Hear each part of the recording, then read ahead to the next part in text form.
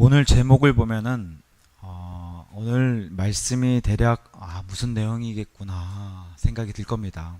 사실 설교의 제목은 설교를 준비하는 데도 있어서 매우 고민되는 시간을 갖게 하지만 그럼에도 불구하고 매우 중요합니다. 이 설교의 방향이 어떻게 진전해 갈지를 알려주는 방향이기 때문에 그렇습니다. 오늘 제목이 이렇습니다. 만일 너희가 믿는 하나님이 너희 같다면. 이 제목은 긍정적인 의미도 있고 부정적인 의미도 있습니다.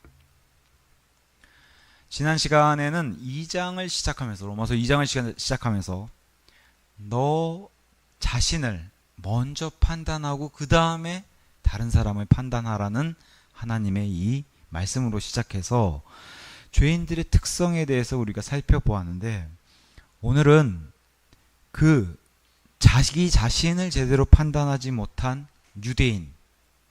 그 유대인들이 망했어요. 그래서 유대인들의 패망, 근데 그것을 교회가 답습을 해요. 하지 말라는 것은 꼭 이렇게 더 잘하죠. 하지 말라는 것은. 그 유대인의 패망을 따라가지 말라고 주신 말씀인데, 우리도 어김없이 이런 모습이 나온다는 거예요. 그래서 오늘 이 말씀을 통해서 저와 여러분은 이러지 않기를, 하나님께서 원하시지 않는 일이니까 이러지 않기를 하면서 그런 내용을 좀 살펴보려고 합니다. 자, 17절에서 20절 이렇게 이제 제가 쭉 읽어보겠습니다. 보라, 너는 유대인으로 불리고 율법 안에서 안식하며 하나님을 내 자랑으로 삼고 그분의 뜻을 알며 율법에서 나온 것들로 가르침을 받으면서 더 훌륭한 것들을 검증하며 너 스스로 눈먼 자들의 안내자이자 어둠 속에 있는 자들의 빛이라고 자신하고 율법 안에 있는 지식의 본과 진리의 본을 갖춘 자로서 어리석은 자들의 교사요 아기들의 선생이라고 자신하는도다. 매우 좋은 내용들이 많은데 20절 가서 마침표를 딱 찍는 게 뭐예요? 이렇게 자랑한다는 거예요. 다른 말로 좀 뻐긴다는 거죠. 그럼 세상 조금 속된 표현으로는 재수가 없죠. 근데 이게 바로 패망한 유대인들의 모습이었다는 거예요. 너무 잘못된 자랑을 보여준다는 거예요. 이것을 보통 이제 한자 사자성어로 선민사상이라고 하죠. 선민사상이라고 해서 뭐 선한 백성 뭐 이런 뜻이 아니라 선택받은 민족에 대한 그 우월감이 넘치는 것을 선민사상이라고 해요. 굉장히 안 좋은 겁니다. 물론 유대인들이 이렇게까지 선민사상을 가지게 됐던 이유는 하나님께서 이 백성을 특별히 이 민족을 선택해 주셨고, 그 어떤 백성도 주지 않았던 하나님의 말씀을 직접 기록해서 율법으로 주시고 특별하게 여겨주신 것은 맞아요. 특별한 보물이라고 하시고 내 장자다라고 했던 민족이 바로 이 이스라엘입니다. 그래서 이 이스라엘은 그런 특별한 사랑을 받았기 때문에 그 특별함을 너무 남들에게 이렇게 과시하다 보니까 이런 잘못된 비뚤어진 모습이 보였다는 거예요. 그 사상이 바로 선민사상이라고 합니다. 뭐 저와 여러분 같은 한국이나 미국, 뭐 중국, 일본, 그 어떤 나라도 이런 걸 받아보지 못했어요. 그 어떤 나라도 알지도 못했고요. 그러니까 다른 나라들은 이런 걸 알지도 못하고 받아본 적이 없기 때문에 이스라엘이 더 어깨가 올라가고 기고만장해서 이것들을 그 오랜 세월 동안 자랑을 했다는 겁니다. 온 세상이 영적으로는 뭐 이렇게 해가 떴어도 이건 물리적인 해니까 빛을 주신 거고, 온 세상이 하나님을 모르는 그런 때에도 이스라엘만은 알았다는 거예요. 하나님이 정확히 누구신지 자신을 드러내시고, 그러니까 온 민족들이 어둠 가운데 있었을 때도 이스라엘만은 강한 그 어떤 빛보다도 강하게 비춰주셔서 하나님이 내가 사랑하는 민족이라고도 부르지 않아요. 이스라엘 민족은 아예 민족들과 구분되는 내 히브리 민족 이스라엘, 그리고 유대인들 이렇게 부르시는데 하나님이 누구신지 잘 알죠. 이스라엘 민족은. 근데 하나님이 원하신 것은 내가 이스라엘을, 모든 민족들을 다 이렇게 사랑해 줄 수도 있지만 이스라엘만 들었어서, 이게 하나님 방법이잖아요. 이스라엘을 들었어서 이스라엘 대표로 사랑해 주시고, 이렇게 이스라엘의 하나님이란 호칭을 가지고서 다른 민족들에게 저 하나님이 진짜 하나님, 참신이구나 하는 것을 이스라엘 통해서 알리시고 영광받길 원하셨어요. 그게 이스라엘의 역할이에요. 그리고 이스라엘을 부르신 목적이고요. 근데 이스라엘이 이 목적에 어울리지 않게 빗줄을 말 그대로 부모님의 말을 잘 듣는 그런 아이가 아니라 비행 청소년이 돼버렸죠. 말을 잘 안 듣는. 원래는 이 이방인들에게 모든 이스라엘 백성들이 다 나가서 하나님의 진리의 말씀도 선포하고 좋은 소식도 전해주고 이래야 되는데 이스라엘이 자기네 코가 석자라서 지금 오히려 그런 것들을 하나님의 영광을 가리는 이런 일들이 벌어졌다는 겁니다. 너무 참담하게. 자, 21절에서 23절. 그러할진대 자신들은 이렇게 자신들이 많은 걸 받고 자기들이 오히려 선생이고 막 이렇게 자신 자랑을 했는데, 그러할진대 다른 일을 가르치는 너가 너 자신은 가르치지 아니하느냐? 너가 사람이 도둑질하면 안 된다고 선포하면서 너는 도둑질하느냐? 너가 사람이 간음을 저지르면 안 된다고 말하면서 너는 간음을 저지르느냐? 너가 우상들을 혐오하면서 너는 신전 물건을 훔치느냐? 율법을 너 자랑으로 삼는 너가 율법을 어겨서 하나님을 욕되게 하느냐? 이게 2장 처음에 나왔던 그거랑 똑같죠. 오 판단하는 사람아, 너가 누구라도 너는 변명할 수 없노라. 너가 다른 일을 판단하는 그것으로 너가 스스로를 정죄하기 때문이라. 여기서 유대인들도 피해갈 수 없다는 거예요. 근데 여기서 하나님이 말씀하시는, 정말 참 내 자식이지만 정말 하나님이 내 자식이 나를 먹칠하고 나를 욕되게 했다는, 부모를 욕되게 했다는 거예요. 이게 성경이 말한 진리고 역사의 가르침이라는 겁니다. 진리에 순종하지 않고 반응하지 않는다면 진리를 모르고 있는 것보다 나을 게 하나도 없다는 거예요. 오히려 알면서도 안 하는 게 훨씬 더 나쁘다고 하나님이 말씀해 주신 거예요. 차라리 모른다고 얘기는 할 수 있지만 알면서도 이렇게 안 하면 이건 정말 나쁜 짓이라는 거예요. 유대인들이 얼마나 지금 자랑을 하고 뻐기고 우쭐대고 있어요. 아무리 많은 진리를 알고 있다 하여도 유대인들의 실패처럼 삶이 변화하지 않는다면 무슨 소용이 있겠냐는 거죠. 이게 성경이 말하는, 특히나 우리 그리스도인들에게는 아주 핵심입니다. 우린 늘 구원에만 초점이 맞춰 있고 어떻게든 구원을 전달하고 복음 전달하고 구원만 얘기하지만, 하나님은 그게 아니라 그걸 뛰어넘어서 구원받았으면 이제 삶의 변화, 성장하는 걸 원하시고, 저도 뭐 요새 이제 둘째 아이 이렇게 지켜보면은 때로는 저 아이가 조금 성장이 멈춰서 좀 귀여울 때 더 좀 봤으면 좋겠다 하는 마음이 없잖아 있어요. 근데 그럼에도 언제 저 애가 저렇게 컸을까? 맨날 오가면서 아스팔트 늘상 아스팔트 고속도로, 이 통영 대전 간 고속도로에서 저 아이를 낳았는데 어찌 저렇게 컸을까 이런 생각이 들어요. 성장하는 게 또 기쁨이죠. 잘 먹고 아프지 않고. 우리 하나님도 똑같다는 거예요. 성장하는 걸 원하시는데 물론 귀여울 때도 있겠죠. 아기들은 하나님이 아기들 입술의 찬양을 하나님이 좋아하시니까. 근데 영적 아기들은 별로 안 좋아하시는 것 같아요. 왜냐면 너무 울기만 해야 되고 너무 사고만 치니까. 알면서 안 하는 건 훨씬 더 나쁜 일이라는 거예요. 여기서 중요한 핵심이 있습니다. 알면서 안 하면은, 특히 구원받은 자가 예수님 앞에 불려갔을 때는 더 큰 심판을 받는다는 거예요.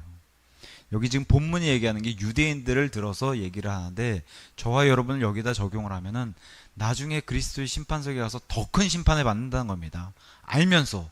제가 왜 걱정이 되냐? 독립침례교회가 이런 더 큰 심판을 받을 확률이 훨씬 더 높아요. 한 가지 진리를 알고 그 한 가지 진리를 감사하게 여기면서 순종하는 사람하고, 100가지 진리를 알았어요. 100가지를 알고서도 한 가지에만 순종하는 사람하고 누굴 더 칭찬하시겠냐는 거죠. 한 가지를 알고 그 한 가지를 감사하면서 순종하는 사람이 훨씬 더 낫다는 겁니다. 많은 걸 알고서 덜 순종하는 사람보다도. 유대인들이 자신 있게 자랑했던 게 뭐예요? 우리는 정보가 많고 당신들 하나님 모르잖아요. 우리는 하나님에 대해서 너무나 잘 알고 있습니다. 지식도 많고요. 우리는 그런 선생들도 많고, 우리에겐 특별히 세상에 이런 민족이 있습니까? 하나님이 글로 써서 주신 민족입니다. 율법을, 특히나 십계명을. 그리고 우리에겐 그보다도 훨씬 더 많은 모세를 통해서 주신 율법도 있고, 그 다음에 하나님의 집이 있습니다. 어느 민족에 하나님의 집이 있어요. 하나님의 집인 성전이 있고, 아브라함부터 시작해서 어마어마한 정말 믿음의 전당에 올라가 있는 엄청난 조상들이 있습니다. 자랑할 만해요. 그죠? 왜냐하면 이 성경 안에 있는 대다수의 인물들이 다 이스라엘 사람들이기 때문에 그래요. 또 성경 기록자가 뭐 누가 같은 이런 사람 빼고는, 욥 같은 사람 빼고는 다 이스라엘 사람이에요. 그냥 자랑할 만하죠. 이런 거 보면은. 근데 이런 자랑이 무색하게 만드는 하나님이, 하나님과의 교제가 없으면 이런 게 무슨 소용이 있겠냐는 거죠. 하나님과의 교제가 없으면. 더군다나 하나님의 교제도 없고, 이스라엘 백성의 삶의 변화가 없고, 세상 사람들과 동일한 그런 모습으로 그냥 우리가 흔히 얘기하는, 조심해야 하는 종교인처럼 그렇게 왔다 갔다만 살았다면 아무 소용이 없다는 거예요. 저와 여러분도 마찬가지죠. 이 유대인들처럼 교회 다니면서 누구보다도 성경을 더 많이 알고 있다는 사실에 저와 여러분도 은근히 뿌듯해하고 이렇게 자신감에 차 있을 수도 있어요. 그리고 그렇게 자랑하는 사람들이 실제로 많기도 합니다. 독립침례교회 안에는. 어떤 분은 성경을 이제 너무 다 알아가지고 교리도 다 알고 해서 심심하다 이러신 분들도 계시고, 또 어떤 분들은 뭐 로마서를 달달달 이제 완전히 독파했습니다. 한 2년은 쉬어도 되겠습니다. 너무 많이 성경 공부를 한 것 같아. 이렇게 얘기하시는 분도 계시고,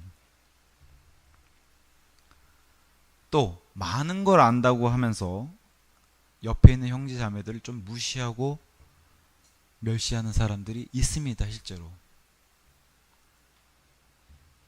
저는 이렇게 감히 좀 말씀드리고 싶어요. 이런 사람들은 아직 하나님을 모르는 분들입니다. 아직 하나님이 누구신지 모르는 분들이에요. 구원받지 못했다 말씀드린 게 아니라 하나님이 누구신지 모르시는 분들이에요. 우리가 가지고 있는 성경책은 놀라운 책입니다. 매번 읽을 때마다, 제가 요새 창세기를 우리 성경 공부하고 있잖아요. 저도 창세기를 어릴 때부터 읽기 시작해서 꽤 많이 읽었습니다. 읽을 때마다 다른 책이 돼 있어요. 읽을 때마다. 왜 그래요? 읽을 때마다 제 수준에 맞춰서 조금 상태가 올라오고 좀 나아지면은 그것에 맞춰서 하나님께서 또 계속해서 빛을 주시기 때문에 그래요. 우리 하나님의 원리는 빛과 진리에 반응하는 자에게 훨씬 더 많은 빛과 진리를 더 주시기를 원하시는 분이시기 때문에 계속해서 다른 책이 된다는 거예요. 그래서 제임스 낙스 목사님도 성경이 정말 놀라운 책이다. 어떻게 읽을 때마다 이렇게 다른 책이 돼 있을까? 그래서 이렇게까지 얘기해요. 우리는 천국에 가서도 천년 왕국이 지나도 이 성경책을 읽으면은 더욱더 놀라운 하나님의 권능과 자비와 은혜, 이런 것들을 더 풍성하게 알 수 있을 거라는 거예요. 우리가 100년도 못 살고 이 땅에서 그 100년 못 사는 가운데 또 쪼개가지고 구원받은 시간 안에서 성경을 읽어, 시간이 짧죠. 근데 영원 속에 들어가서 낙스 목사님 표현으로는 수십만 년, 수백만 년이 지났는데도 성경을 읽으면은 이 똑같은 내용인데 그 정도면 정말 성경의 달인이 되어 있을 것 같은데 아니라는 거예요. 읽을수록 정말 하나님의 이 가늠할 수 없는 깊이와 광활함과 광대함을 알 수 있을 거라는 거예요. 영원히 우리가 이 성경을 완벽하게 이해하는 것은 불가능할 것이다. 이렇게 얘기를 합니다. 근데 이런 성경을 많이 안다고, 이제 조금 안다고 성경 공부를 게을리하고 우쭐대고 성경책을 덮고 큰일 날 일입니다. 전 세계 사역하시는 분도 이 성경책 앞에서 이런 겸손함을 보이는데 우리가 뭐라고요? 그렇잖아요. 성경은, 우리 하나님은 인격체로서 말씀이라 그러고, 예수님을 향해서 그 예수님의 기록된 이 책을 성경책이라 그러잖아요. 그래서 이 책은 세상 책들과 달리 살아있는 책이라고 얘기해요. 그래서 이 성경책을 우리가 읽고 이 성경책을 읽으면서 우리가 깊이 생각하고 묵상하고 할 때 하나님이 이 성경책과 함께 우리를 교제해 주시고 만나 주신다. 근데 그게 매번 다르다는 거예요. 똑같은 구절이 있고 우리가 어떤 다른 환경에 처해서 또 그 똑같은 구절을 읽을 때도 다르게 만나 주시고, 그게 바로 성경책을 읽으면서 우리가 하나님과 교제하는 방식이라고 성경이 우리에게 알려주는 겁니다. 그러니 성경을 좀 많이 안다고, 또 많이 알고 실제로 알고 있다고 해도, 제가 아는 개인적으로는 교제해보지 못했지만 뭐 어떤 목사님은 그런 얘기도 하신다 그래요. 전에서 이렇게 들어보니까 자기만큼 독립침례교회에서 이렇게 잘 가르치는 목사가 없다. 심지어 독립침례교회 목사들도 자기의 설교를 다 참고해서 듣는다. 저는 그분 설교를 한 번도 들어본 적이 없는데 그렇게 얘기하신다는 거예요. 그래서 그렇게 얘기하신 분도 계시는구나. 근데 또 그분을 따르는 그런 성도들이 많다고 얘기를 들었어요. 그래서 참 얘기만 들어도 좀 마음이 아프잖아요. 그런 얘기는 좋은 얘기도 아니고, 뭐 어느 교회의 본이 되겠어요. 독립침례교회 목사는 다 저런가? 그런, 우리가 또 독립침례교회라는 한 배를 탔잖아요. 어쩔 수 없이. 그러니까 참 그런 것들이 이렇게 악영향을 끼치면 안 될 텐데 하면서 그런 얘기를 들을 때마다 좀 마음이 안 좋은 건 사실이에요. 그러지 말아야 할 텐데. 저와 여러분은 그러지 않기를 바라는 마음에서 이렇게 말씀을 전달합니다. 성경을 많이 알고 있다고 해도 말씀대로 살지 않으면은 하나님을 제대로 알지 못한 사람이라고 그렇게 말씀을 드리고 싶어요. 아무 소용도 없고 유익도 없다는 겁니다. 다시 한번, 오히려 그 많은 지식으로 인해 오히려 말씀대로 살지 않으면 더 큰 심판이 그 사람에게 임한다는 거예요. 더 큰 심판이. 우리 하나님은 공산주의 하나님이 아니시기 때문에 각 사람의 분량과 각 사람의 행위들과 열매들로 인해서 그걸 가지고 심판하시는 거예요. 근데 많이 알고 있는데도 불구하고 소극적으로 행동하고 그 열매에 합당한, 부합하지 못한 행동을 했다? 더 큰 심판하신다는 거예요. 그래서 우리 하나님이 공의롭고 공평하신 하나님이라는 거예요. 독립침례교회의 가장 큰 특징이 바로 그런 거잖아요. 넘치는 지식. 사실 그거는 인정합니다. 우리가 세상에 있는 많은 교회들보다, 교단에 속해 있는 그런 교회들보다는 우리가 많은 지식을 가지고 있는 거 사실이에요. 근데 이런 것 때문에라도 우리에게 더 많이 있는 게 바로 우쭐거림이라는 거예요. 이 안 좋은 선민 사상이 우리한테도 있다는 거예요. 우리 손에 하나님이 지어주신 거, 이거 엄청난 하나님의 바른 말씀이 우리 손에 있다는 건 엄청난 은혜인데, 이게 마치 이스라엘처럼 우리가 특별하니까, 내가 특별 사랑을 받고 있구나, 이것까진 좋아요. 그 사랑을 받았으면 내가 하나님께 더 그 사랑을 더 보답해 드리면 되는데, 그렇지 않고 저 밖에 있는 제도권 교회들은 아무것도 모르지. 이제 막 누구 형제자매가 왔어요. 아유, 또 저 사람 또 지식을 알려주려면 또 머리 아프겠구만. 이게 우리 현주소입니다. 분명히 성경 말씀은 지식은 사람을 우쭐하게 만든다고 그렇게 고린도전서 8장 1절에 얘기합니다. 또 스스로 과시하게 만든다고 얘기를 해요. 여긴 사랑이 없다라고 얘기하죠. 왜? 나를 높이고 남을 낮추기 때문에. 그리고 육신적인 생각으로 우쭐하게 만든다는 거예요. 이게 다 지식을. 우리가 바른 성경인 이 킹제임스 성경을 알고 있다고 해도 이 말씀대로 살지 않은 사람들이 너무 많다는 거예요. 우리 마음속에 손을 얹고 생각해도 그렇다는 겁니다. 하나님의 말씀대로 살지 않고 있다면, 이 많은 걸 알고 있다고 해도 무슨 소용이 있겠어요? 무슨 유익이 있겠어요? 우리 역시도 지금 유대인을 책망하는 이 말씀에 우리도 어김없이 여기에 100% 걸려 넘어지고 똑같이 적용이 돼요. 그래서 그 심판 날에 교회는 그리스도의 심판석에 설 텐데, 예수님이 이렇게 말씀하신다면 어떡하겠냐는 거예요. 너는 그렇게 성경을 많이 알고 있으면서도, 내가 네 손에 킹제임스 성경을 쥐어줬음에도 불구하고 넌 도대체 무엇을 하였느냐? 그것도 불꽃 같은 두 눈으로, 천둥 소리처럼 아시죠? 우리 옆에서 천둥 치면, 우리 애들 천둥 치면 맨날 옆에 와서 붙어요. 무섭다고. 아이들도 본성적으로 아는데 저와 여러분이라고 안 그러겠어요? 사도요한도 죽은 자처럼 그렇게 무섭게 그렇게 그런 말씀을 이렇게 하실 때 우리가 무엇라고 변명할 수 있겠어요? 예수님 앞에서. 교만은 멸망의 지름길이에요. 교만은. 유대인들, 여기서 말씀하신 하나님의 유대인들은 다른 사람이 받지 못한 빛을 받았는데도 그 빛을 따라서 살지 않았다는 게 이게 문제가 되는데, 우리 역시도 동일하죠. 킹제임스 성경을 믿는 우리 그리스도인들은 더 많은 빛을 받았어요. 와보니까, 어떤 분들은 와보니까 킹제임스 성경 쓰는 교회에 왔다. 이것도 엄청난 은혜입니다. 많은 우여곡절 겪어서 오신 분도 계시고, 아니면 첫 교회가 킹제임스 성경 쓰는 교회로 바로 오시는 그런 분들도 계시고, 어찌됐든 어떻게 오셨든 간에 엄청난 하나님의 은혜를 받으신 거예요. 근데 하나님의 주신 그 은혜의 빛에 반응하지 않고 그 빛대로 살고 있지 않는다면 엄청난 비참한, 정말 비참한 일이라는 거죠. 근데 그게 저와 여러분의 현실입니다. 현실이에요.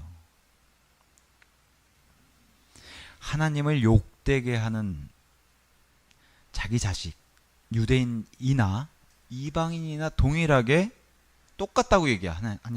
하나님께서 유대인이 속썩이는 거나 이방인은 똑같다.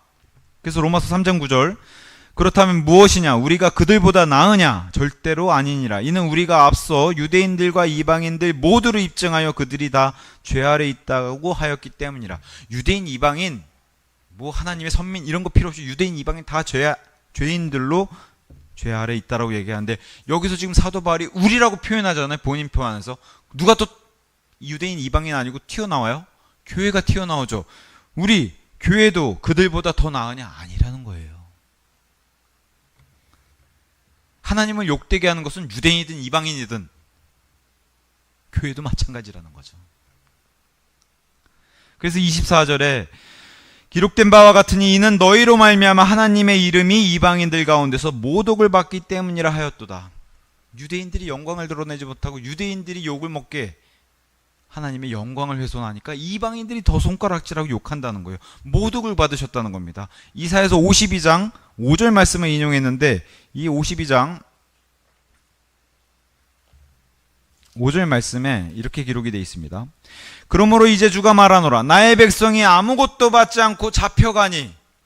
가서 하나님의 영광을 드러내고 하나님의 위엄과 권능을 드러내야 되는데 아무 소득 없이 잡혀가가지고 다 포로로 끌려가고, 내가 여기서 무엇을 가지겠느냐? 주가 말하노라. 그들을 다스리는 자들이 그들을 울부짖게 만드는도다.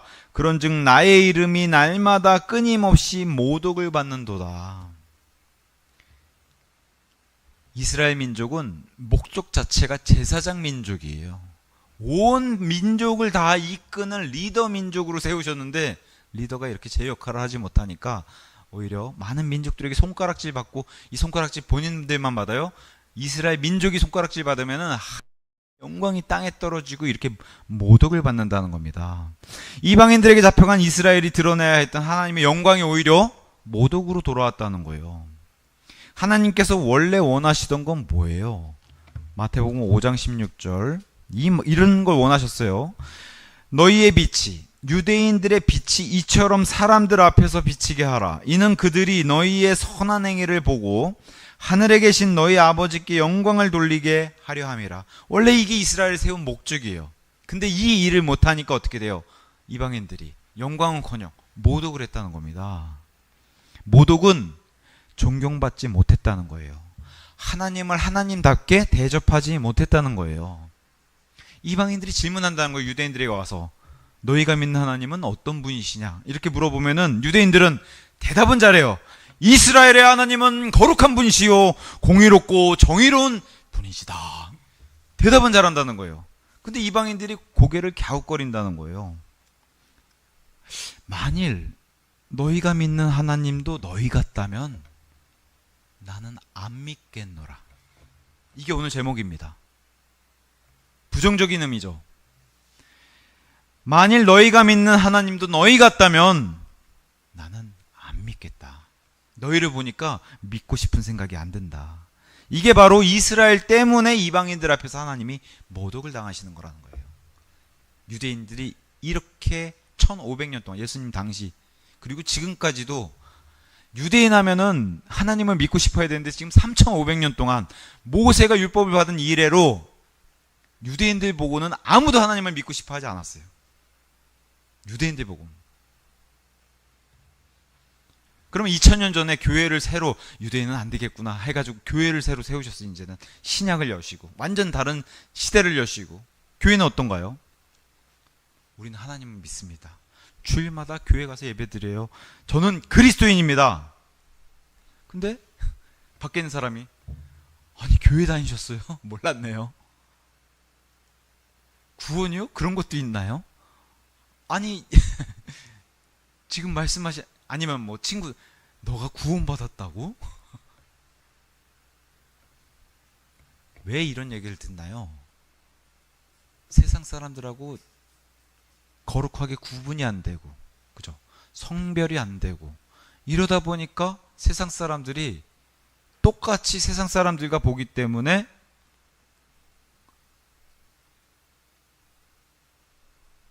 저와 여러분의 얘기를 듣고 싶어 하지 않는 거죠. 우리가 그런 모습을 보면 우리가 가서 복음을 전한다고 듣고 싶겠어요? 아니면 하나님께 관심을 두겠어요? 우리가 삶의 변화가 없고 삶에 이런 것들을 적용하지 못했는데, 그 삶의 변화가 없기 때문에 다른 사람들이 흥미를 갖지 못한다는 거예요. 그게 바로 이스라엘의 실패였는데 교회도 똑같은 모습을 보인다는 거죠. 요새는 더하죠. 오히려 교회가 세상에 나가서 나 좀 위로해줘요. 교회 가서 상처받았어요. 그러면 세상이 위로해주는 시대예요. 거봐, 나가지 말라니까. 교회가 이상하다는 거예요. 요새 기독교가 이상해. 막 오히려 세상이 그러고 있고. 로마서 2장이 말하는 핵심은 더 많은 정보, 지식, 유대인들처럼 이런 거를 가지고 있느냐, 좋은 것임에도 불구하고 아니라는 거예요. 핵심은 좋은 거예요. 하나님에 대한 정보, 하나님에 대한 바른 지식을 많이 가지고 있는 거 좋은 것임에도 불구하고 이게 마음의 변화를 일으키지 못한다면, 아니면 삶의 변화를 일으키지 못한다면 문제점들이 터진다는 거예요. 두 가지. 어떤 거예요? 계속 반복해서 말씀드리지만 더욱 큰 심판을 받게 되는 거고, 많이 가졌음에도 그것을 반응하지 못하고 변화를 가져오지 못한다면 더 큰 심판을 받게 된다고 얘기하고, 다른 사람들로 하여금 하나님을 모독하게 만든다, 이런 문제점들을 열매로 낸다는 거예요. 타인에게 변화를 주지 못하는 성경의 예를 갖다가 찾아보면은, 이스라엘이 하도 말을 안 듣니까 예수님이, 내가 요나란 사람을 시켜가지고 한 도시 전체를 회개하고 해서 구원시킨 적이 있었는데 너희가 이걸 보면 좀 깨닫는 바가 없냐? 니네베란 도시가 왕에서부터 가장 어린 아이애들까지 회개해가지고 그 도시가 정죄받는 것을 내가 멈춘 적이 있다. 정말 감사한 일이죠. 근데 이렇게 얘기를 했어요. 만약에 니네베 사람들이 요나란 사람, 그 사람들은 요나에 집중하지 않고 요나가 선포한 말씀에 집중했어요. 근데 이 사람들이 요나의 개인적인 삶을 알았더라면 회개를 못했을 거라는 거예요. 왜? 요나는 하나님 말씀을 안 듣는 사람이었거든요. 이게 문제였다는 거죠. 만약에 요나의 실체가 드러났다면 니네베는 이렇게 회개를 못했다는 거예요. 이거 굉장히 뼈 있는 말씀이죠. 바벨론, 유대인들이 다 포로로 잡혀갔어요. 유대인들이 포로로 잡혀가기 이전에, 그건 이제 남쪽에 있는 유대인들이고 북쪽에 있는 이스라엘 사람들은 이미 그보다도 한 100년 전에 잡혀갔어요. 아시리아 나라로부터 잡혀가가지고 이미 다 끌려갔어요. 근데 그 아시리아를 바빌론이 점령을 하고 나서 남유대인들까지도 다 데려가서 거기다 갖다 놨더니 특징이 보였다는 거예요. 바빌론들이 유대인을 봤을 때 본인들을 보니까 아주 우상숭배를 많이 하고 있다는 거예요. 이스라엘 사람들이. 바알 왕도 섬기고 아스타롯도 섬기고 자기네 신들을 섬기고 있다는 거예요. 그럼 너희의 하나님은 저 밑바닥으로 떨어지는 거죠. 왜? 본인들의 신들도 섬기고. 근데 누가 이스라엘 하나님을 위대하게 보겠어요? 바빌론 사람들이. 안 본다는 거죠. 유대인을 봤을 때. 온갖 우상숭배는 다 하고 있는 걸 이 사람들 보는데, 자기들이 섬기는 신을 섬기는 민족을, 하나님을 이 사람들이 섬기겠어요? 절대 안 섬긴다는 거죠.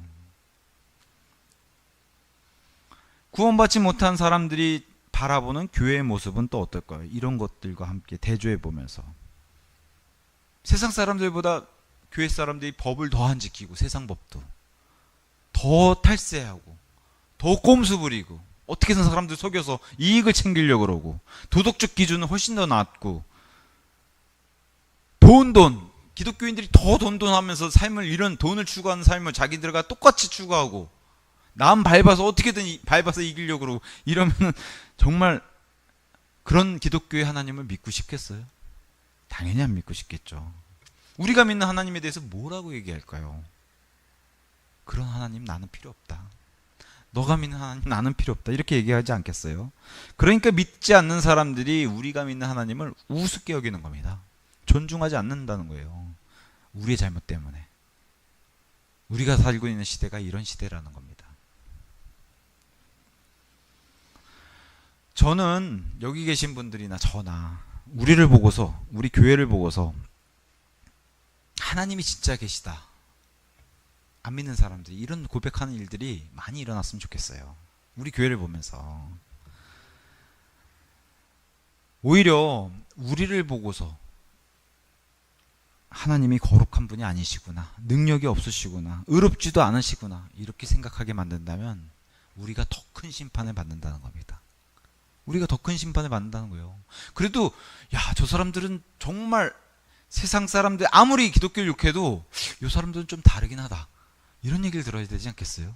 그래야 우리가 예수님 앞에 가서 제가 그래도 겨우 무익한 종에 그래도 최선을 다했습니다. 무익한 종이지만 그러지 않겠어요? 근데 세상 사람 진주영광 침례교회 보면은 글쎄요 그런 교회 다니고 싶을까요? 뭐 이런 얘기를 저와 여러분이 듣는다면 예수님 앞에 가면 우리도 큰일 납니다. 오늘날 믿지 않는 사람들이 많은 교회 핑계를 많이 대요. 물론 그것도 잘못이지만 어쨌든 그런 빌미를 준 교회 때문에, 우리 때문에, 기독교 때문에 실족하는 그런 일들이 벌어지면서 하나님을 존중하지 않은 일들이 비일비재합니다. 지금은. 이것에 대한 강력한 원인 자체가 저와 여러분이 먼저 하나님을 하나님답게 대접하지도 않았고 존중하지도 않았고 유대인들의 실패처럼 하나님을 최선을 다해서 사랑하지 않기 때문에 세상 사람들이 하나님을 존중하지 않는다는 거예요. 업신여기고. 그게 바로 유대인들의 패망의 역사가 우리에게 알려주는 겁니다. 근데 우리 역시도 이 길을 고스란히 걷고 있다는 거예요. 그래서 세상에서 그런 유명한 말씀이 있습니다. 성경 말씀이 아니래도 사람은 역사로부터 아무것도 배우지 못한다. 계속 역사의 굴레라 그러잖아요. 계속 반복한다는 거예요. 그렇게 하지 말라고 역사도 가르쳐 주는데 계속 인류는 그 역사 속에서 굴레를 도는데 성경도 똑같다는 거예요. 이 교회에 주신 말씀은 이스라엘의 이런 전철을 밟지 말라고 주셨는데도 불구하고 똑같이 교회도 이 길을 따라 걷는다는 거예요. 왜 재림의 날들은 노아의 날들과 똑같다고 말씀하실까요? 롯의 날들과 똑같다고. 반복하니까 그래. 반복하니까. 그렇게 하지 말라고 했는데도 불구하고. 우리 하나님은 음행을 미워하시고 간음을 미워하시고 속임수, 거짓말, 도둑질, 살인 이런 거 미워하시는 분이세요. 미워하시는 게 아니라 아주 증오하시는 분이세요. 탐욕을 증오하시고 우상숭배를 증오하시는 분이세요. 우리 하나님은 온 세상 모든 사람들을 위해서 자신의 아들을 내어주시고 그 아들이 십자가 위에서 피를 온 세상 모든 사람들을 위해서 흘려주시는 분이 바로 우리 하나님이세요. 이런 좋은 하나님을 세상에 알려야 되는데 오히려 우리를 통해서 이런 하나님을 보지 못하게 우리가 그렇게 만든다면 얼마나 비통하고 예수님 앞에 갔을 때 너는 도대체 뭐 하다 왔냐? 우리는 예수님 뵙고 싶었습니다. 너무 보고 싶었어요. 하고 했더니 예수님이 호통을 치면서 정말 객소리도 못하고 그 앞에 쓰러질 거예요. 객소리도 못하고. 왜 보통 그 짓궂은 아이들 왜 개구리 가지고 끽 밟고 막 그러잖아요. 끽 소리도 못하고. 아마 우리가 그런 상태가 되지 않을까요? 예. 모든 세상의 그런 창조물들, 특히나 모든 인간 창조물들한테도 존중받아야 하실 분께서 모독을 받으셨다는 거예요. 로마인들이 유대인이나 교회를 보고 아니면 바빌론 사람들이 유대인들을 보고 하나님을 존중할 수 있었을까? 못했다는 거예요. 그게 역사가 우리에게 알려주는 거고, 유대인들 자신들도 하나님을 존중하지 않았는데 왜 이 이방인들이 존중해야 한다는 거냐는 거죠. 교회도 마찬가지로 우리가 하나님을 사랑하지 않고 하나님답게 대접하지 않는데 어떻게 믿지 않는 사람들이 하나님을 존중하고 복음을 들으려 하고 진리에 귀를 기울이겠어요? 절대로 안 그런다는 거죠. 그래서 25절, 이는 너가 율법을 지킨다면 할례가 진실로 유익하기 때문이라. 그러나 만일 너가 율법의 위반자가 된다면 너의 할례는 무할례가 되느니라. 유대인들에게 주신 명령, 율법을 지키지 않는다면 할례가 무슨 소용이 있겠냐는 거예요. 자, 할례는 자신의 의지가 아니라 부모의 의지로 받는 거예요. 기억도 못해요. 남자아이가 8일 만에 태어나가지고 태어난 지 8일 만에 받는 게 할례이기 때문에 기억이 없는 거예요, 유대인들은. 그러니까 자신의 의지로 받는 것도 아닌 할례가 어떻게 돼요? 아무 소용이 없다는 거죠. 여기서 중요한 교훈이 뭐예요? 하나님을 위해서 스스로 하지 않으면은 부모를 따라서 열심히, 저희 아이들도 저와 제 아내를 따라서 이렇게 교회를 열심히 나오고 있어요. 근데 자기 스스로 하나님을 위해서 스스로 언젠가는 하지 않는다면 아무리 이렇게 열심히 따라다녀도 아무 소용이 없다는 거죠. 이 할례를 받는 거죠. 아무 소용이 없다는 거예요. 자, 26절 27절, 그러할진대 만일 무할례자가 율법의 의를 지킨다면 그의 무할례는 할례로 여겨지지 아니하겠느냐. 그리고 본성적으로 무할례자가 율법을 성취한다면 법조문과 할례를 가지고도 율법을 위반하는 너를 판단하지 아니하겠느냐. 이방인들은 할례도 안 받고, 그죠? 그래서 무할례자라고 불리고 법조문도 없고 율법도 없고. 근데 이 사람들이 마음의 양심에 따라서 마음이 본능적으로 알려주는 것을 지켰어요. 근데 그게 율법에 합당하게 맞아요. 그럼 어떻게 해요? 율법을 안 지킨 사람 이스라엘을 이 양심의 가책에 따라서 율법을 지킨 이방인들이 오히려 책망하고 판단한다는 거예요. 그래서 이것에 대해서 외모보다도 내면이 중요하다는 것을 하나님께서 알려주시는데, 바로 11절, 하나님께서는 외모들을 보는 일이 전혀 없으시기 때문이라. 그래서 이방인들은 양심의 가책에 따라서 본능적으로 만든 그 마음의 법들을 따른 마음의 그 율법을 따라서 행동하는 것들 하나님이 그것에 맞춰서 심판하시고, 이스라엘 사람들은 율법을 줬음에도 불구하고 그 율법을 지키지 않고 하나님을 업신여기고 이런 거에 따라서 하나님은 심판하시는 공평하고 그래서 공의로운 하나님, 외모를 취하지 않는 분, 이렇게 얘기하시는 거예요. 자, 율법과 하나님의 말씀을 가지고 위반하면서 그렇게 살지 못한 이스라엘을 책망하시는 거예요. 많이 줬는데도 이걸 못한다고 한다면서 책망하시고, 사람이 다 이렇게 할례자로 태어나는 게 아니고 유일하게 이스라엘만 이렇게 태어난 거고, 나머지 뭐 미국, 한국, 중국, 일본 뭐 다 무할례자라고 태어나요. 우린 할례를 받지 않아요. 근데 우리 역시 이렇게 무할례자로 태어나서 이방인의 신분으로, 그럼에도 마음속의 양심에 따라서 하나님의 본능적으로 우리에게 주신 것을 지켰는데 그게 율법과 맞아요.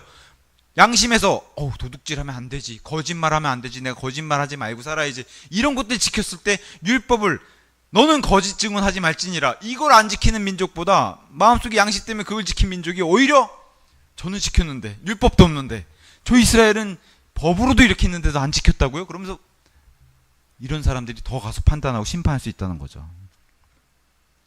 그래서 실제로 요나의 말씀을 통해서 회개한 니네베 사람들이 나중에 부활 때, 근데 그냥 부활 때가 아니래요. 예수님 뭐라고 얘기해요? 심판 때라고 얘기해요. 심판 때 이들이 부활해가지고 율법을 가지고서 말씀을 안 지킨 이스라엘을 심판한다고 이렇게 돼 있어요. 또 솔로몬 때에 남방에 있는 여왕, 보통 우리가 에티오피아 쪽으로 알려져 있는 그 남방에 있는 흑인 여인이 와가지고 솔로몬의 지혜를 듣고서 하나님의 구원을 받은 이 일을 기록해주고 있는데, 이 남방 여왕도 심판 때 부활해가지고 이렇게 율법이 있는데도 율법을 지키지 않는 이 이스라엘 사람들을 정죄하고 저 사람들은 지옥에 가야 마땅합니다라고 심판한다는 거예요. 이게 바로 오늘 본문의 로마서 2장에서도 얘기하는 할례자에게 율법을 주셨는데도 불구하고 그걸 지키지 못한 이 이스라엘을 내 자식인데 참 못났다 라고 말씀하시는 거 하고, 오히려 이방인들이 이렇게 하나님을 더 가까이 다가와가지고 무할례자들에게 하나님의 은혜를 베풀어 주는데 이 사람들이 오히려 더 심판하는 증인 때에 쓴다는 거예요. 이 사람들이. 니네베와 남방의 여왕보다도 예수님은 더 위대한 분이시다 라고 얘기해요. 이분이 심판하신다는 거예요. 진짜 심판자이신 이분이 저와 여러분을 심판한다는 겁니다. 그래서 두려워해야 한다는 거예요.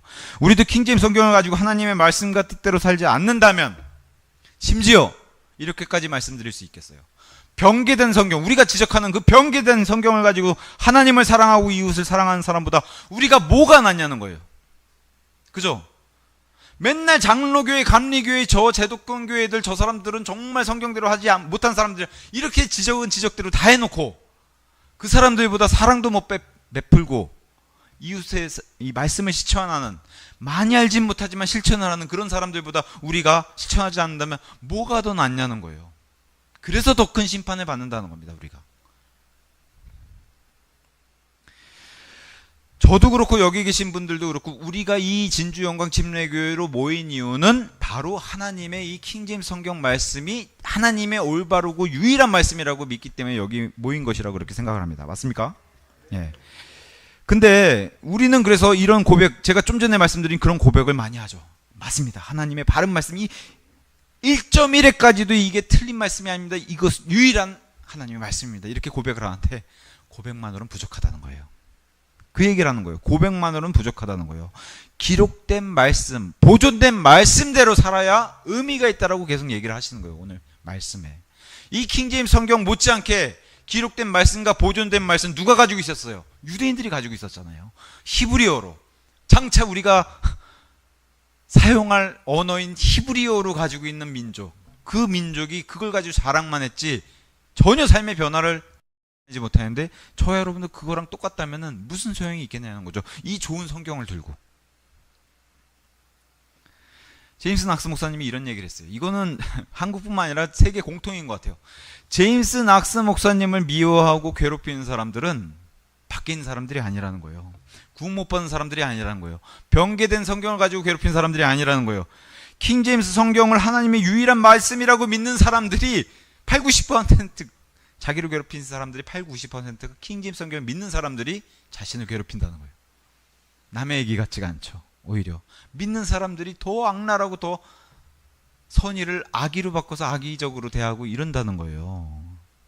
그래서 이것에 대해서 길게 얘기는 안 하시지만 참 뭐랄까 생각이 좀 깊어졌어요. 낙스 목사님이 이런 얘기를 해요. 이건 대단히 무언가 잘못됐습니다. 그죠? 대단히 뭔가 잘못됐습니다.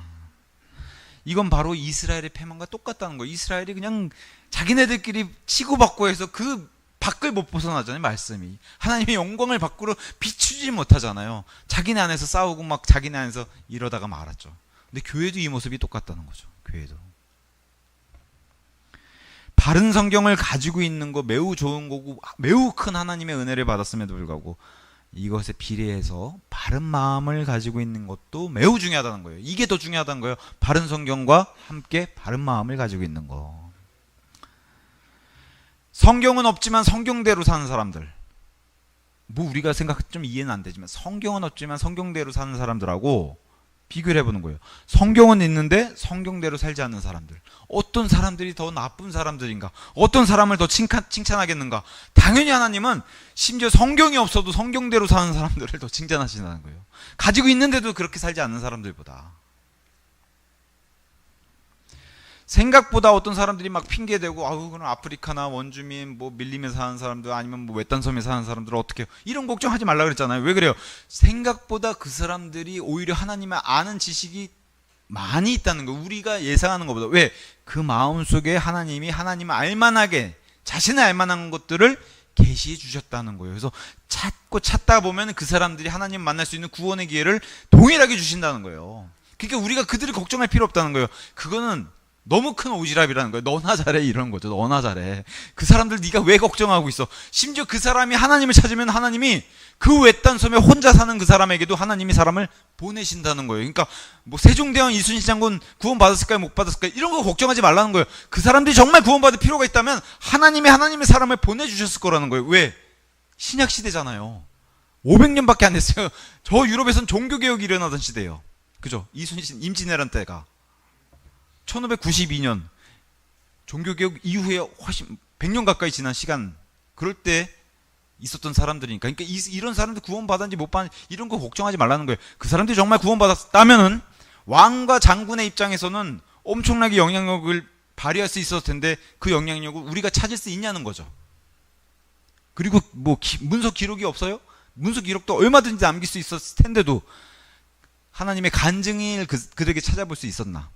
근데 세종대왕이나 이순신 장군이나 외딴섬이나 정글에 사는 사람들 정말 하나님의 구원이 필요하면 어떻게 해요? 하나님이 보내주신다는 거야. 선포자를 보내주시고 그 아름다운 발걸음으로 보내주신다는 거예요. 분명히 자신에게 구원받아야 할 필요가 있는 사람들에게는. 이게 하나님의 법칙이라는 거예요. 하나님의 영광을 하늘들이 드러낸다 그랬어요. 궁창은 하나님의 손가락으로 지으신 작품이라 그랬어요. 이런 질문을 어떤 분이 던졌어요. 마지막으로 하나님의 영광을 보신 게 언제입니까?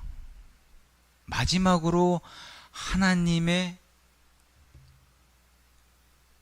계시를 또 하나님을 만나신 영광을 드러내신 게 언제입니까? 아유, 오늘 아침에도 봤어요. 이런 가벼운 대답 말고요. 그런 대답을 원하시는 게 아니잖아요, 지금. 왜냐? 믿지 않는 사람들도 심지어 하늘을 보면서 별들을 보면서 누군가 있겠구나 이렇게 생각하는데 우리가 그냥 그런 걸 아무렇지 않게 지나치는 그런 걸 지금 지적하고 있다는 거죠. 28절 29절 로마서 2장은 이렇게 마무리합니다. 이는 표면적으로 유대인인 자가 유대인이 아니요 표면상 육체의 할례를 받은 할례도 그 할례가 아니기 때문이라. 오직 내면적으로 유대인인 자가 유대인이요 마음의 할례가 할례이니 영 안에 있고 법조문에 있지 아니하도다. 그들의 찬사는 사람들에게서 나오는 것이 아니요 오직 하나님께로부터 나오느니라. 영적인 유대인, 마음의 할례를 강조를 했어요. 유대인들도 아브라함의 핏줄로 태어나서 저렇게 육체인 유대인들이 진짜 유대인이 아니라 정말 하나님을 사랑하고 하나님을 믿고 받아들이는 그런 유대인들이 진짜 유대인들이고, 저와 여러분도 중요한 게 이 육체에다 상처를 내가지고 받는 할례가 중요한 게 아니라 마음에 받는 할례. 그래서 저와 여러분도 동일하게 구원받으면 이 마음의 할례를 받은 그런 사람이라고 골로새서 2장 11절에 이렇게 얘기합니다. 그분 안에서 또한 너희가 사람들의 손으로 이루어지지 않은 할례로 할례 받았으니 그리스도의 할례로 육신의 죄들의 몸을 벗게 되었느니라. 이런 할례를 받은 사람이 진짜 할례를 받은, 마음의 할례를 받은 영적 진짜 유대인이요 그리스도인이라고 얘기하는데, 이러한 존재가 말씀대로 살고 있지 않는다면 그 얘기를 하는 거죠. 이러한 존재가 육신의 할례를 받은 이스라엘 사람들이 하나님의 뜻대로 하나님의 말씀대로 살지 않은 거야. 저와 여러분이 영적 할례를 받아서 진짜 구원을 받았어요. 육신적인 이스라엘보다 훨씬 더 뛰어나게 구원을 받은 사람이 하나님의 말씀대로 살지 않는다면 그걸 지금 문제 삼아서 책망하고 있는 거죠. 하나님의 찬사, 이 칭찬을 듣는 거 매우 좋은 일이잖아요. 주님은 자기를 잘 섬기는 자를 칭찬해 주시는 것을 좋아하시는 분이세요. 그죠? 예. 그래서 마태복음 25장 23절 마지막 때에 이 말씀을, 특히나 대환란의 말씀을 이스라엘에게 주시면서 저와 여러분도 동일하게 이 적용을 할 수 있어요. 잘하였도다 착하고 신실한 종아. 우리가 들어야 되는 대답이 이거죠. 예수님 앞에 갔을 때 잘하였도다 착하고 신실한 종아. 그럼 저와 여러분도 예수님 보고 싶었어요. 얼마나 하염없이 기쁨의 눈물을 흘리면서 이제 그 수고를 그치고 예수님 품에 안겨서 영원부흥토록 안식을 누릴 텐데, 그러면 예수님이 많은 걸 바라시지 않는다는 거예요. 너가 적은 것들에 신실했구나. 예수님의 칭찬은 많은 걸 바라시지 않는다는 거예요. 왜냐, 많은 것을 바랄 수도 없다는 거예요. 그렇게 하지를 못하니까. 적은 것들에 신실한 거. 이 두 가지를 한번 보세요. 적은 거. 많은 것도 바라지 않으세요. 적은 걸 바라시면서 신실한 거. 많은 사람들이 마지막 때가 될수록 놓치고 못하는 게 바로 이 신실한 것과, 심지어 적은 것에도 신실한 것을 잘 못하죠. 요새 믿지 않는 사람들, 특히나 뭐 요새 청년들의 고질적인 문제가 그런 거잖아요. 성실함이 없는 거. 근면 성실하지 못한 거. 조금 하면 일 그만두고, 뭐 1시간 오버하면 이 1시간 오버한 것까지 주세요라고 요새는 그렇게 얘기를 하잖아요, 사람들이. 조금 뭐 뒷타임에 자기 뒤에 일하는 사람이 좀 늦게 왔다고 그냥 문 닫고 가버리고 막 이런 시대에 살고 있잖아요. 세상에도 이런 모습을 보이는데 이런 게 기독교 안으로도 많이 들어왔을 거라는 거죠. 하나님은, 우리 하나님이 존재 자체가 하나님이 신실한 분이시기 때문에 그분의 자녀들은 신실함을 요구하시는 거예요. 특히나 교회에 섬기는 일, 형제 자매를 섬기는 일, 나가서 믿지 않는 이방인들, 이웃들을 섬기는 일에 신실하다는 거예요. 많은 것을 섬기라고 하지도 않아요. 적은 것에 신실했으니 적은 것에 신실하기만 하면 많은 것을 주신다는 거예요. 그래서 너가 적은 것들에 신실하였으니 내가 너를 많은 것들을 다스릴 치리자로 삼겠노라. 그죠? 적은 것을 신실하게 섬기면 많은 것을 주시겠다는 거예요. 너는 너의 소유주의 즐거움에 참여하라. 적은 것에 신실하게 바라시고, 그럼 많은 것들을 다스릴 치리자로 삼으신다는 거예요. 여기서 뭘 또 보여주세요? 내가 많은 정보, 많은 지식, 너는 이런 것들을 잘 간직했구나, 이런 거 칭찬하지 않는다는 거예요. 예수님 칭찬은 너무 단순해요. 잘 행하였도다, 신실한 종아, 잘했구나, 이겁니다. 많은 지식, 너 공부 열심히 했구나, 이런 거 칭찬하는 게 아니라 잘했구나, 이거면 된다는 거예요. 그 잘했다 안에 뭐가 들어가 있어요? 신실하게 잘 섬긴 종, 여기 들어가 있잖아요. 그걸 칭찬하신다는 거예요. 유대인들이 못한 거, 저와 여러분도 어쩌면 이렇게 못하고 있는 것들, 오늘 말씀을 통해서 유대인들 책망하면서 저와 여러분도 동시에 이 말씀으로 책망을 주신 겁니다. 정리하고 결론 좀 맺으면은, 오늘 독서대 받았어요. 좋잖아요. 히노키 나무로 부지런히 말씀을 읽으시고 또 하나님의 좋은 교리의 지식도 추구하세요. 이거 다 좋은 거예요. 이거 나쁜 게 아니라 진짜 다 좋은 거예요. 근데 여기에 그치니까 문제가 되는 거예요. 여기에 그치지 말고 자신의 삶에 하나씩 적용하는 게 중요한 거예요. 적용해 가면서 이 말씀을 가지고 내가 이번 주는 이렇게 살아야지, 그 다음 주에 저 말씀을 들으면 이렇게 살아야지 하고 적용해 가는 겁니다. 거짓말하지 말라, 거짓말하지 말지니라 하면은 일주일 동안 어떻게든 거짓말하지 말아야지, 속이지 말고 살아야지. 이게 바로 적용하는 삶이에요. 그렇게 되면 삶이 변화가 되고 옆에 있는 사람이 봐도, 아니 예수님 믿는다면서 진짜 내가 주변에 교회 다니는 사람들 그렇게 많이 봤는데 당신같이 진짜 예수님을 제대로 믿는 사람은 처음 본다, 이런 얘기를 좀 들어야 된다는 거죠. 하늘에 가서 들을 생각하지 말고 거기 가서 들을 수도 없고요, 이 땅에서 그 얘기를 듣고 예수님 앞에 가라는 겁니다.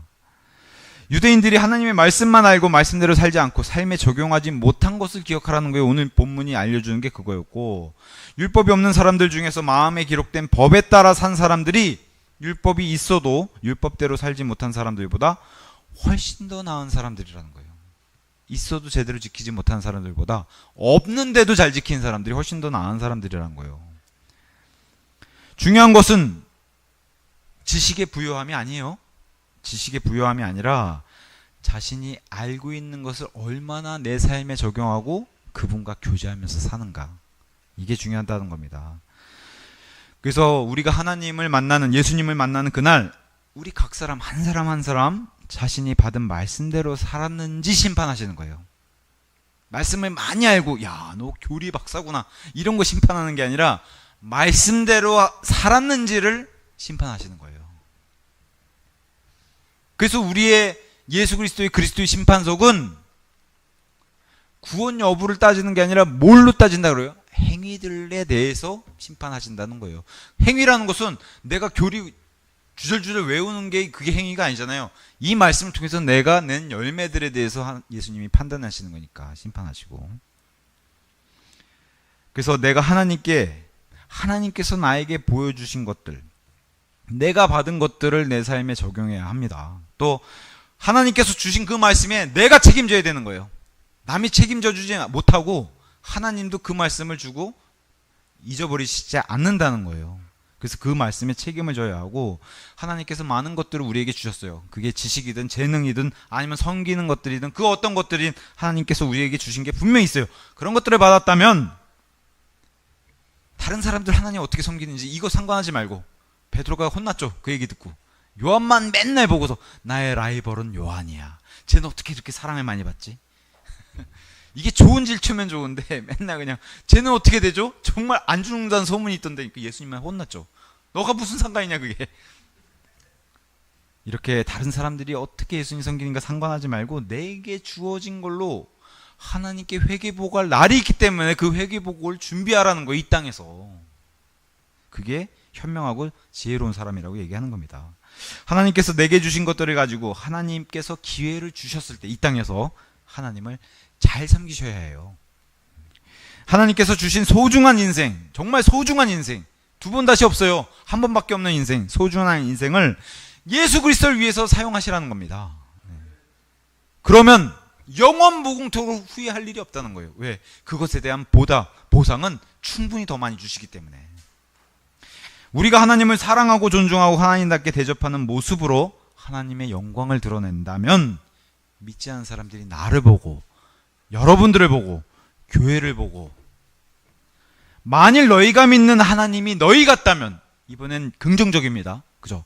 만일 너희가 믿는 하나님이 너희 같다면 사람들이 예수님께 돌아와서 하나님께 영광을 돌릴 거예요. 그죠? 그래서 이런 일들이 이 마지막 날들의 위험한 때에 우리 눈으로 볼 수 있도록 우리에게 많이 일어나기를 예수님 이름으로 기원합니다.